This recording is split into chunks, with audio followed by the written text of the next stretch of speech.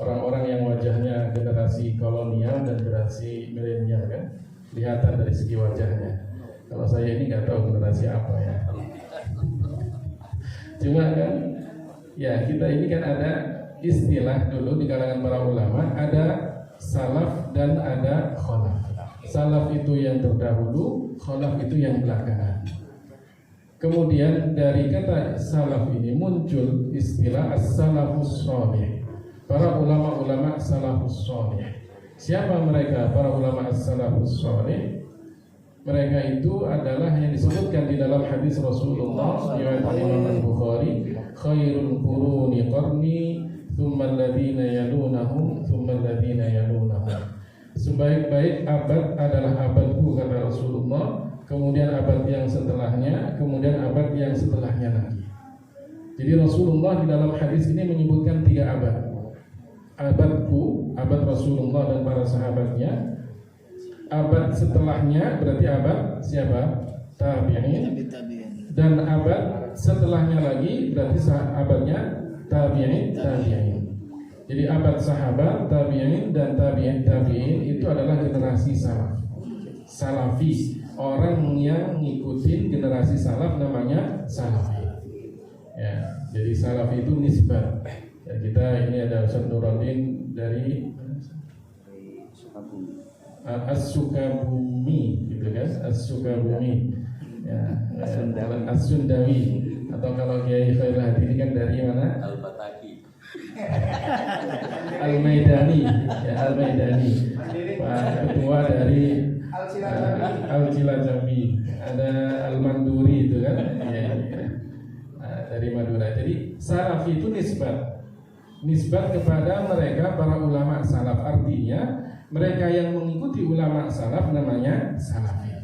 Seperti kalau kita mengikuti madhab Syafi'i dikatakan apa? Syafi'i, ya, Syafi'iyah. Para pengikut apa? Madhab Syafi'i.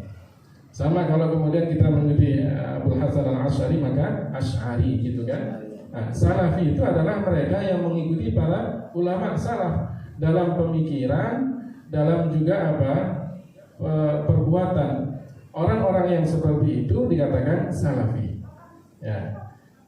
Mereka yang hidup pada 3 abad pertama Hijriah itu dikatakan ulama as-salafus shalih. Berarti abad yang keempat, kelima, keenam sampai sekarang itu namanya khalaf. Para ulama khalaf. Cuma nggak disebutkan kata ulama khalafi, nggak ada. Ya, nggak ada. Cuma kenapa? Karena salafi itu adalah nisbat kepada mereka yang disebutkan di dalam hadis itu menjadi keutamaan bagi mereka. Secara umum, ulama-ulama yang hidup pada 3 abad pertama itu adalah ulama-ulama yang dipuji oleh Rasulullah di dalam hadisnya itu. Berarti secara umum mereka lebih mulia daripada kita. Tapi kalau dari orang per orang, ya ada ulama-ulama yang datang setelahnya, ulama-ulama khalaf yang lebih mulia daripada ulama salaf, orang per orang. Tapi kalau secara umum Rasulullah memuji mereka. Artinya dalam hal pemahaman agama mereka itu lebih baik daripada kita. Makanya sering kita mengatakan kembali kepada para ulama as-salafus shalih. Ini pengertian yang pertama yang harus kita pahami. Mereka yang hidup pada abad pertama, kedua, ketiga itu dikatakan as-salafus shalih. Kemudian ada istilah Wahabi. Wahabi itu adalah nisbat kelompok yang mengikuti siapa? Muhammad bin Abdul Wahab. Ya, kelompok orang jamaah yang mengikuti Muhammad bin Abdul Wahab, namanya apa? Wahabi. Muhammad bin Abdul Wahhab ini adalah pendiri sekte Wahabi. Pengikutnya dikatakan apa? Wahabiyah. Orangnya per orang dikatakan Wahabi.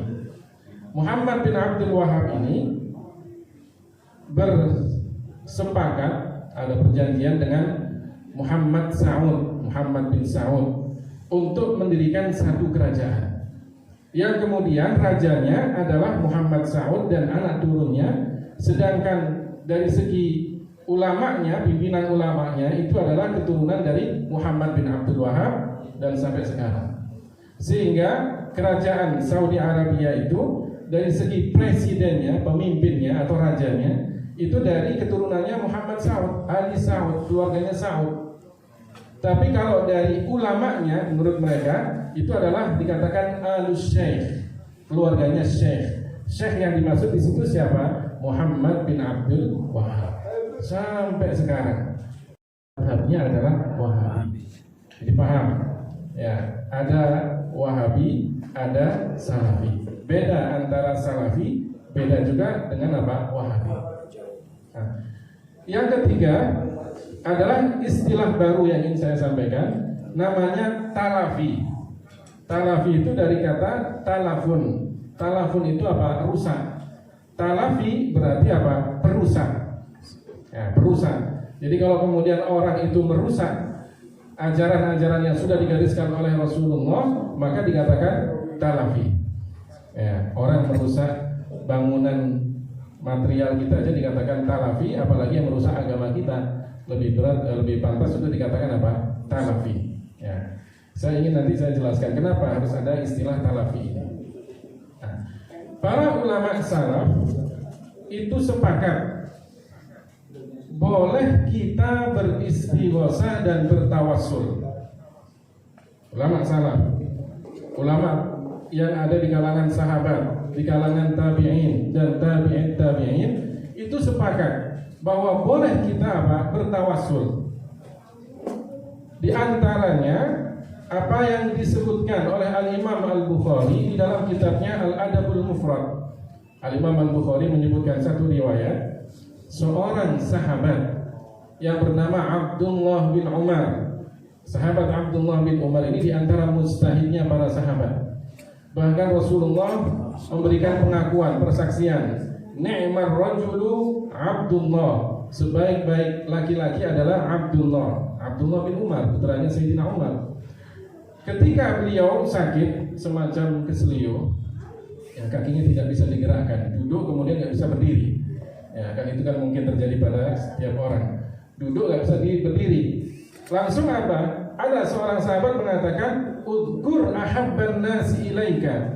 Sebutkan nama orang yang paling kamu cintai. Maka Abdullah bin Umar mengatakan apa? Ya Muhammad, wahai Muhammad. Langsung apa? Fata'afa fil hal. Langsung sembuh seketika itu. Bisa apa? Berdiri. Ya. Ini kata para ulama dalil yang jelas bahwa para sahabat juga bertawassul. Tawassul itu apa sih? Tawassul itu adalah berharap adanya manfaat dan dijauhkan dari bahaya di dalam doanya dengan menyebutkan nama Nabi. Seperti tadi yang disebutkan oleh Kiai Hairul Hadi itu kan. Allahumma salli ala Sayyidina Muhammad qad daqat hilati adrikni ya Rasulullah. Ya, qad daqat hilati, sudah sempit. Ya. Sudah begitu banyak urusan kami itu, ya. Maka apa? Adrikni ya Rasulullah, doakan saya wahai Rasulullah. Itu namanya tawassul. Dan sering kan kita mengatakan di dalam bacaan burdah, ya Rabbi bil Mustafa balligh maqasidana waghfir lana ma madha ya wasi'al karami. Ya Rabbi bil Mustafa balligh maqasidana waghfir lana ma madha ya wasi'al karami. Ya Rabbi bil Mustafa, ya Allah bil Mustafa, dengan kemuliaan Rasulullah al-Mustafa, balligh maqasidana, sampaikan hajat dan kemauan, keinginan kami. Ya, itu kan namanya apa? Tawassul, dan sering kita baca. Artinya para sahabat, para ulama membolehkan kita untuk bertawassul. Di dalam doa kita sebutkan nama Nabi, ya Muhammad, ya Rasulullah, ya Syekh Abdul Qadir Jailani, ya Syekh An-Naqsyabandi, gitu kan? Ya Hadratus Syekh Hashim Asy'ari. Itu kan namanya apa? Tawassul. Dan itu dibolehkan, dilakukan oleh para sahabat. Berarti para ulama salaf membolehkan tawassul. Sehingga kita yang Jam'iyah Nahdlatul Ulama ini, pengikut NU, ketika kita bertawassul, maka kita mengikuti ulama salaf. Orang yang mengikuti ulama salaf dikatakan apa? Salafi. Betul apa betul nih? Orang yang mengikuti ulama salaf dikatakan apa? Salafi. Berarti yang sungguh mengikuti ulama salaf siapa? Kita yang berhaluan ahlus sunnah wal jamaah, yang kemudian sering di dalam ajaran-ajaran Nahdliyah kita sering melakukan istighosah dan tawassul yang diajarkan oleh para ulama as-salafus sholih. Berarti kita salafi. Ketika kita mengatakan salafi, itu apa? Benar bahwa kita memang mengikuti para ulama salaf. Yang kedua, orang-orang Wahabi yang sekarang sering beralih nama, bukan Wahabi lagi, tapi mengatakan mereka salafi, dan kemudian mereka melarang tawassul. Bukan hanya melarang, mereka itu mengatakan orang yang bertawassul itu apa? Musyrik. Kalau sudah musyrik, halal darahnya, boleh dibunuh. Itu di dalam nas kitab mereka. Ya. Jadi kalau kemudian diantaranya yang disebutkan oleh Muhammad Jamil Zainu. Muhammad Jamil Zainu itu dalam kitabnya Taujihat Islamiyah, katanya begitu. Al-Fardi wal Mustama mengatakan di antara yang memutuskan ajaran agama Islam, menjadikan orang itu murtad, adalah doa kepada selain Allah dengan perantara para nabi dan para wali. Berarti kalau kita istighosah, katanya apa? Murtad. Jadi bukan hanya sekedar dilarang, tapi dikatakan murtad.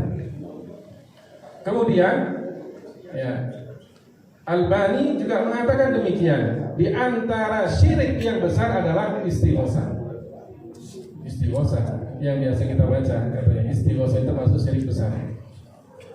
Dan kemudian kalau kita mengatakan Abdullah ibnu Umar membolehkan tawassul, sahabat-sahabat setelah Rasulullah meninggal dunia juga bertawassul. Mereka berani mengatakan, seperti yang dikatakan Abdul Aziz bin Baz. Ya, Abdul Aziz bin Baz mengatakan, ketika ditanya tentang perbuatan sahabat yang datang ke makam Rasulullah pada masa pemerintahan Khalifah Umar bin Khattab, ketika itu terjadi paceklik yang begitu panjang, sahabat ini datang ke makam Rasulullah sambil kemudian bertawassul, ya Rasulullah, istasqi li ummatika fa innahum qad halaku. Wahai Rasulullah, mintakan hujan untuk umatmu karena mereka sudah begitu kesusahan. Sahabat ini datang ke makam Rasulullah, kemudian bertawassul di depan makam Rasulullah. Apa kata Abdul Aziz bin Baz dalam kitab tentang apa? Akhta al-Bari, ya, kesalahan-kesalahan Fathul Bari, itu di ta'liqnya, di catatan kakinya, di footnote-nya dikatakan, sahabat yang melakukan perbuatan itu sama dengan melakukan perbuatan syirik. Sahabat berani ya? Sahabat disirikkan itu berani ya? Coba kalau sahabat disirikkan, bagaimana dengan kita? Mudah mereka mensirikkan sahabat, lebih mudah mereka untuk mensirikkan kita. Ya, makanya kemudian mereka ini dengan mengatakan kami salafi, sebetulnya mereka bertentangan dengan ulama salaf. Rujukan mereka yang utama dalam masalah-masalah agama siapa? Ibnu Taimiyah. Dan Ibnu Taimiyah itu hidup tidak pada abad ketiga, tidak di pertama atau kedua atau ketiga. Ibnu Taimiyah itu meninggal dunia pada tahun 728 Hijriah. Berarti abad ke-8. Abad ke-8 itu sudah jauh dari masa ulama salaf. Berarti secara pemikiran mereka bukan salaf, secara amaliyah pun juga bukan salaf.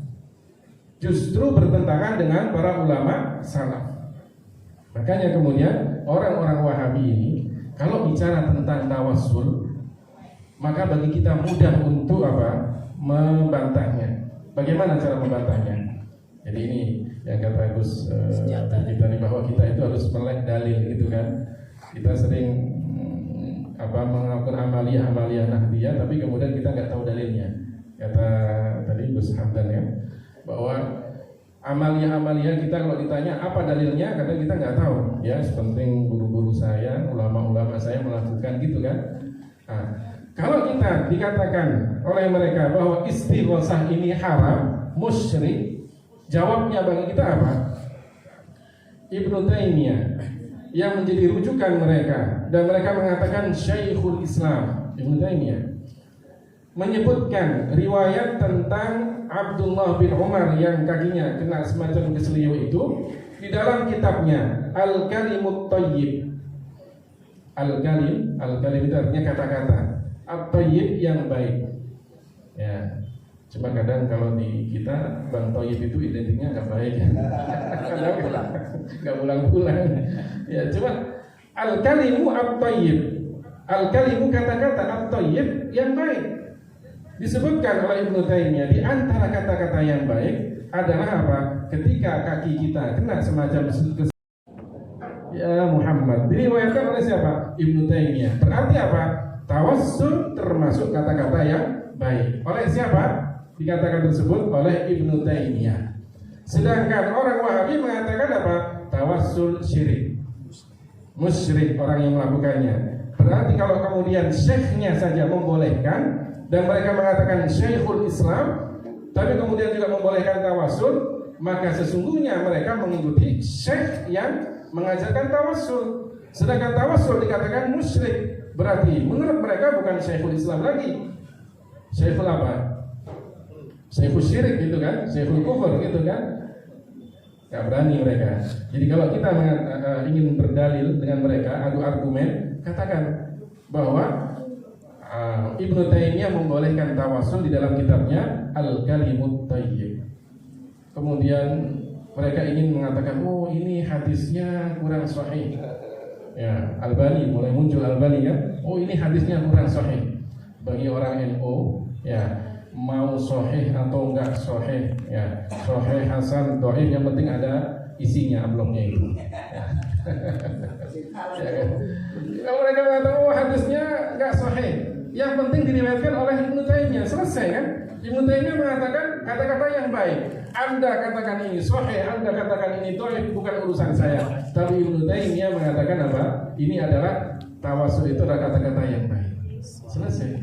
Ya. Apa mau jawab mereka? Oh Ibnu Taimiyah salah. Kalau salah kenapa diikuti? Ya kan? Oh Ibnu Taimiyah dalam hal ini dia mungkin beristihad tapi istihadnya salah. Begitu, ada saja. Yang jelas begitu ya, bahwa orang Wahabi itu tidak mengikuti ulama salaf, tapi mengikuti Ibnu Taimiyah cuma dalam beberapa hal yang sesuai dengan mereka, yang tidak sesuai mereka sendiri bikin bid'ah sendiri. Yang ketiga, saya ingin mengatakan bahwa sesungguhnya akidah mereka ini akidah perusak. Kenapa dikatakan akidah perusak? Karena kita yang bertawassul itu dianggap musyrik, lebih musyrik daripada Abu Jahal dan Abu Lahab. Dalam kitab yang biasa mungkin haji ataupun umroh, atau pembimbing haji dan pembimbing umroh yang sekarang lagi libur nunggu undangan dari punya Khadijah ini kan. Ya. Ini kalau biasanya ibadah haji atau umroh dan kemudian pulang itu ada buku-buku yang dibagikan. Di antara buku itu ada judulnya Kaifa Nafhamut Tauhid, bagaimana memahami tauhid, karya Muhammad Ahmad Basmin. Sudah diterjemahkan ke dalam bahasa Indonesia, diterjemahkan ke dalam bahasa Cina, diterjemahkan ke dalam bahasa Urdu. Karena yang biasanya melakukan hal-hal yang menurut mereka musyrik itu orang-orang India, Pakistan, Indonesia, Cina, dan yang lainnya. Yang paling banyak begitu. Nah, buku itu diterjemahkan dalam bahasa Indonesia. Di dalam halaman 16 yang versi Arabnya itu disebutkan tauhidnya Abu Jahal dan Abu Lahab. Coba, ada Abu Jahal dan Abu Lahab bertauhid? Ada enggak?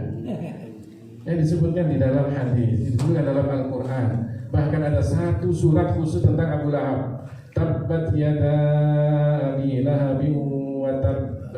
Itu kan tentang Abu Lahab. Masa kemudian Abu Jahal dan Abu Lahab bertauhid? Judulnya saja sudah salah kan? Kemudian di dalam buku itu disebutkan ajibun wa gharibun an yakuna Abu Jahal wa Abu Lahab aktsara tauhidan wa akhlasu imanan minal muslimin alladziina yatawassaluna bil anbiya'i wal awliya'i wa yastashfi'una bihim. Coba, sungguh mengherankan. Abu Jahal dan Abu Lahab lebih murni imannya, lebih bersih imannya, lebih ikhlas imannya daripada umat Islam. Coba, daripada umat Islam yang bertawassul kepada para nabi, kepada para wali dan minta syafaat kepada mereka. Jadi Abu Lahab dan Abu Jahal lebih murni imannya, lebih bersih tauhidnya daripada kita yang bertawassul. Itu apa artinya? Apa dibalik kata-kata ini? Mengkafirkan kita, memusyrikkan kita. Ya, jadi kalau kita bertawassul, musyrik, kafir, ujung-ujungnya apa? Halal dan halal darahnya. Itu yang disebutkan oleh Muhammad bin Abdul Wahhab di dalam kitabnya Kasyfus Syubhat. Tawassul kepada para nabi, tawassul kepada para wali, itulah yang menghalalkan darah mereka. Habis kita. Jadi itu yang kemudian ada pada ajarannya apa? ISIS kan, yang ingin merupakan negara Islam Irak dan Suriah itu. Kemudian mereka akidahnya sama. Bukan kita yang hidup saja yang dibantai, yang mati pun juga dibantai. Al-Imam An-Nawawi kuburannya dibombardir habis, ya, dihancurkan. Kenapa? Karena juga Al-Imam An-Nawawi itu katanya kuburannya biang kemusyrikan, sering diziarahi orang. Yang hidup dan yang mati habis. Ya. Makanya kemudian kalau kita tidak paham tentang akidah kita Ahlus Sunnah wal Jamaah, dan kemudian setiap kali kita dikatakan musyrik, ya, ahli bid'ah, penyembah kuburan, diam saja, maka nanti anak-anak kita sekarang kan masanya medsos itu kan, kalau kita klik di medsos itu yang keluar adalah ya webnya mereka. Ya, webnya mereka. Mau kita tanya jawab agama dalam bahasa Indonesia, dalam bahasa Arab, dalam bahasa Inggris sekalipun, yang keluar adalah mereka. Kalau kita tidak perkuat akidah kita, akidah Ahlus Sunnah wal Jamaah, dan kemudian kita perkuat dalil-dalil amaliyah nahdiyah kita, maka nanti habis anak-anak kita. Tidak tahu apa-apa. Yang ada kemudian mereka mengkafirkan kita, memusyrikkan kita. Dulu orang tua saya salah, kata mereka. Ya, orang tua salah, orang tua saya nggak tahu apa-apa, orang tua saya musyrik. Jadi kan begitu kan? Kalau kita tidak menguatkan akidah Ahlus Sunnah wal Jamaah kita, makanya akidah mereka itu akidah talafi, perusak. Dengan adanya mereka, banyak di antara orang-orang yang terjerumus dalam apa? Kesesatan, bahkan mengkafirkan satu dengan yang lainnya. Itulah yang ingin saya sampaikan. Ada salafi, ada wahabi, dan ada talafi. Maka jangan pernah kita mengatakan mereka itu salafi. Kenapa? Karena jauh mereka dari salafi. Mereka adalah wahabi. Ya, sejarah hitam wahabi dicatat oleh para ulama. Ya, Ahmad Zaini Dahlan mencatatnya. Ya, dan ulama-ulama yang lainnya. Bahkan ulama kita pun juga mencatatnya. Ya, Kiai siapa? Muhammad Fakih Al-Masyaw yang Gresik. Itu menyebutkan di dalam kitabnya An-Nususul Islamiyah bahwa mereka orang-orang Wahabi itu ketika menguasai Makkah dan Madinah membantai ulama-ulama Ahlus Sunnah wal Jamaah. Kita hanya ingin berharap bahwa kita ingin damai, tidak ingin membantai, membunuh satu dengan yang lainnya. Cuma jangan kemudian amaliyah kita itu diusik, dikatakan musyrik, bid'ah, haram, masuk neraka dan yang lainnya. Karena kemudian kita perkuat dalil aswajah kita sehingga kita semakin bisa berbicara membantah mereka ketika mereka menyalahkan amaliyah kita. Itulah sedikit yang bisa saya sampaikan. Mudah-mudahan ada hikmah, ada manfaatnya. Yang intinya saya mohon maaf. Wallahul muwaffiq ila aqrabit thoriq. Wassalamualaikum warahmatullahi wabarakatuh. Waalaikumsalam warahmatullahi wabarakatuh.